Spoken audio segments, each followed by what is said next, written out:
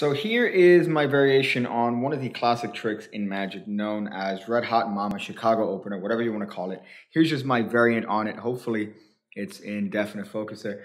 So hopefully you guys could get something out of this particular version. So for this particular version, all we're doing is we're having the card spread and we're having the spectator name any card they see. So in this case, let's say they name the Jack of Spades. We square up the deck and we hand it to them, put it in their hand, and we tell them, sir, I want you to imagine that before we started with this trick, I took one card from a different deck and I put it inside of the deck, right there. I just want you to imagine me doing that. You did that?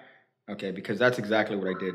Of course, you take back the deck, you spread it, and you show that there's now one card that's turned blue among the other cards. And of course, that card happens to be the card that the spectator picked, which is the Jack of Spades. Now, this card is, of course, taken and put in your pocket for you tell another spectator that they're going to think of any card they want. So you spread the cards out like this. They think of any card whatsoever. And obviously, they're told not to forget that card. And the same thing's going to happen. I want you to imagine that I took a card from a blue deck and I put it into the deck from before we started. And of course, we spread and we find that there is there's no other blue card. And of course, you know the surprise, of course, when you go inside your pocket or when you go on the table, this card is turned into the card that the spectator is thinking of, which is in fact the Three of Clubs.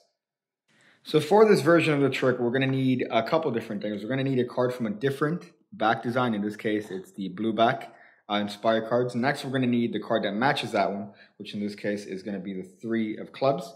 That card is going to go on the bottom. This card is going to be fifth from the bottom. The blue back card is going to be fifth from the bottom, ready to be spread cold. And that's going to be the technique that we're going to use for this particular version of the move. So we are, instead of having a card picked, we're going to have a card just named. So we're going to spread through the cards. We're going to spot the three. That card is going to be the one that we spread cold in the back. So we're doing the exact mechanics of the spread cold. And we're having the spectator touch or name any card that they want. In this case, let's say they name the 10 of hearts. So what's going to happen is that we're taking our blue card and putting it directly underneath that 10 as we square up the rest of the deck. So what that does is that once we're able to spread through the cards, we put that blue card directly above the card that they freely name. So you see how strong this is in that they can name any card they want, and that card happens to be the blue back card in the deck. So at this point, we could do whatever powder point we want, but ultimately we're going to be spreading the cards. We're going to show that blue card.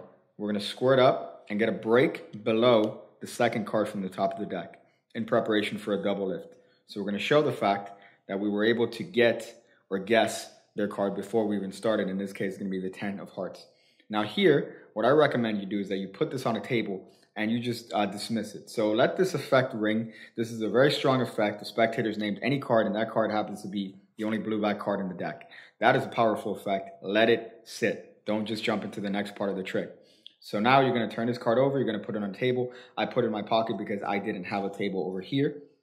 But now you're going to be ready to do the next force. So notice the Three of Clubs, which is the card that matches this card, is inside of, it's on the bottom of the deck. So now what I'm able to do is my friend and yours, the reverse spread. So by spreading the cards in the right hand, what happens is that the spectator sees a blank fan apart from the card that the spectator is going to see, which in this case, you tell them to think of any card they see. Don't say anything out loud, but just think of any card that you could possibly see. You got it? Perfect. Now, after you've closed up the spread, you're going to give the deck a cut, burying that card in the middle of the deck. And now you're good. You're ready. Because even if the spectator happens to say, oh, the only card I saw was the Three of Clubs, this deck is a normal deck.